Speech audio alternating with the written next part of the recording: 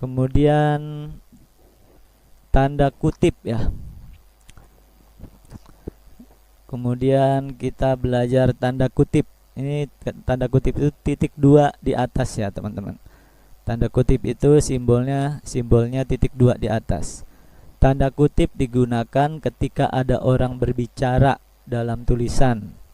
Tanda kutip bisa dipakai di depan, di tengah, di belakang, atau bebas di mana saja. Contohnya, Budi berkata, "Kacamatamu kok tebal sekali." Nah, ini tanda kutip ya teman-teman.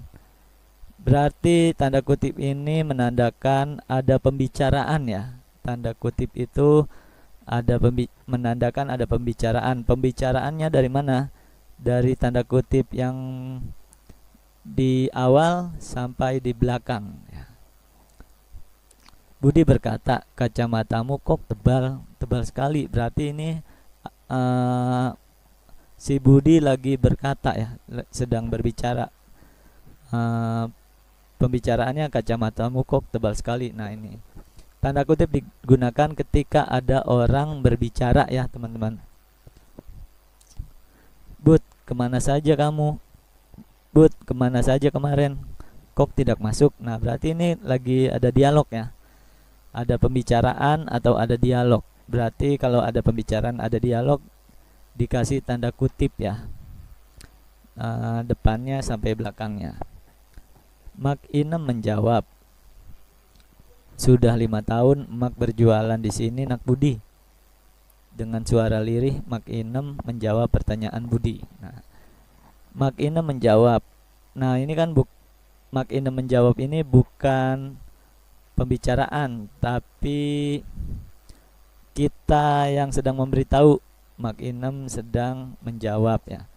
Jawabannya Mak Inem, "Sudah 5 tahun Mak berjualan di sini, Nak Budi."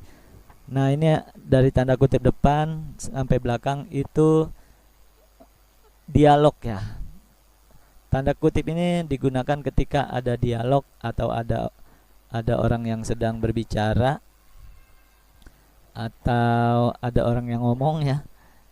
Omongannya itu dikasih tanda kutip, jadi kita bisa tahu ini suaranya Mak Inem nih, "Sudah 5 tahun Mak berjualan di sini, Nak Budi." Nah, dengan suara lirih Mak Inem menjawab pertanyaan Budi. Nah, ngerti ya teman-teman ya, tanda kutip itu digunakan ketika ada orang sedang berbicara atau sedang berdialog dalam tulisan kita ya.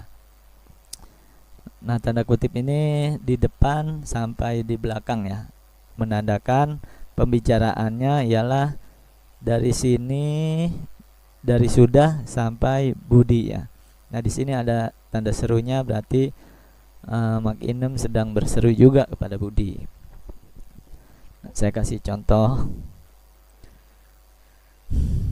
tanda kutip itu, misalkan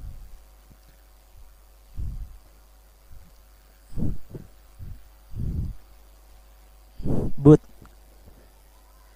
kamu kemana aja kemarin?" Nah, "Bud,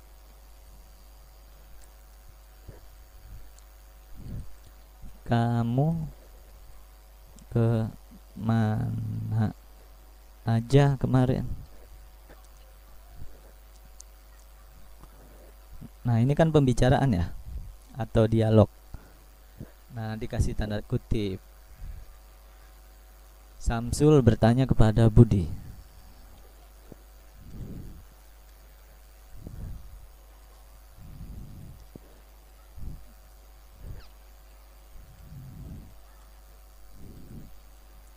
nah gitu ya teman-teman ya. Tanda kutip ini digunakan untuk dialog atau untuk komunikasi ya, atau orang yang sedang berbicara. Berarti kan si Samsul ini lagi ngomong ya, lagi berbicara kepada Budi atau lagi berdialog kepada Budi, maka ditandai dengan tanda kutip ya.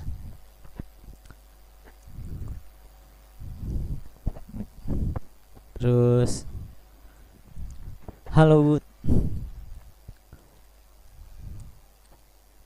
halo Bud, besok jadi gak kita janji? Besok jadi gak?"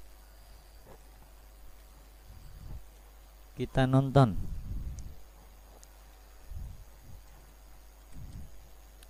Nah, ini kasih tanda kutip ya, karena ini dialog. Nah, but besok jadi gak kita nonton?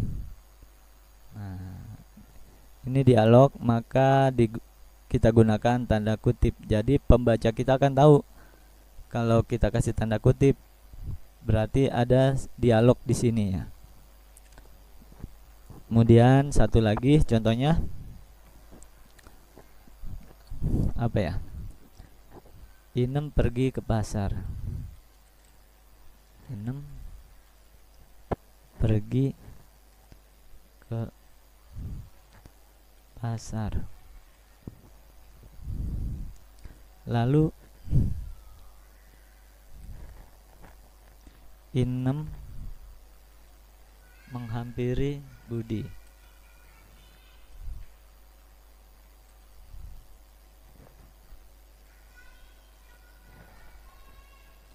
Menghampiri Budi.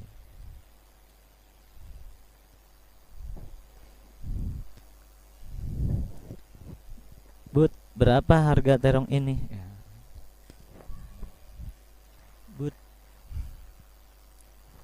tanda seru kan? Kita udah belajar tanda seru. Dia lagi berseru kepada Budi. Berapa harga terong ini? Nah, ini tanda tanya karena dia lagi bertanya. Kita kasih tanda seru akhir. Ya. Kenapa ini di depan ini tidak dikasih tanda seru? Karena ini bukan dialog. Inem pergi ke pasar itu bukan dialog. Lalu Inem menghampiri Budi, ini juga bukan dialog. Yang dialog itu yang ini. Bud, berapa harga terong ini? Ya.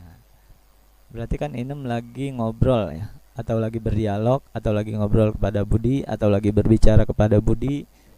Pembicaraannya ialah, Bud, berapa harga terong ini? Nah, baru kita kasih tanda kutip di sininya, tanda kutip di sininya.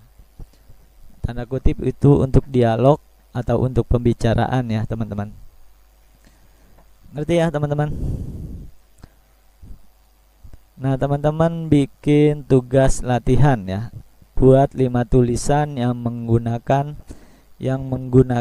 tanda baca, tanda kutip ya. Temanya bebas. 5 ya, teman-teman. Buat 5 tulisan. Nah, ini 1 2 3 ya. Teman-teman bikin 5 ya. Ininya temanya tema teman-teman sendiri ya. Baik teman-teman, sampai di sini dulu. Insya Allah besok kita lanjutkan lagi. Kalau besok ada lockdown atau besok PSBB, berarti sekarang beda lagi ya ininya, PPKM ya. PPKM itu sama seperti PSBB ya, atau sama seperti lockdown, berarti kantor saya tutup. Maka dimaklumi ya teman-teman. Nanti saya akan, kalau kantor saya tutup, kemungkinan tidak ada materi, atau bisa saya ganti materinya dengan cara lain ya teman-teman. Insya Allah saya berusaha akan terus memberikan materi walaupun lockdown, walaupun PSBB ya. Doakan ya teman-teman, semoga kelas kita lancar sampai akhir ya teman-teman, dan teman-teman bisa menjadi seorang penulis. Assalamualaikum warahmatullahi wabarakatuh.